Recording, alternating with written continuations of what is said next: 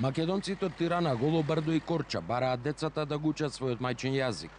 Бидејќи албанските власти, освен во Мала Преспа, не дозволуваат часови на македонски јазик во другите градови, невладината организација Илинден од Тирана и прилепската неима со помош на Европската унија покрај петте во Голо Брдо, каде што учат 200, отворија две нови на периферијата од Тирана.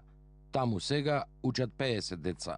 Интензивно се говори македонскиот во семејствата, во кругот на семејството, така да учениците покажаа доста солидно знаење и зачудувачки беше што со голема љубов работеа и беа желни да добијат што повеќе книги, учебници за да можат да го продлабочат своето знаење. Овие знаат да пишуваат македонски, има од тие што знаат и да преводат, да знаат што е појамот на реченицата, да створат реченица.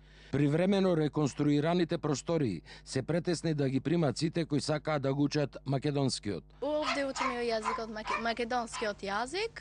И сега сакаме да го учиме исто кај што ни треба наш, што го сакаме теа старото наше. За почеток, две училишта ќе има и во Корча. Од невладините Илиндени не има велат. Ако се обезбедат дополнителни средства, наставнички кадар и литература, македонскиот јазик ќе можат годишно да го изучуваат близу 500 деца од македонците кои живеат во Албанија.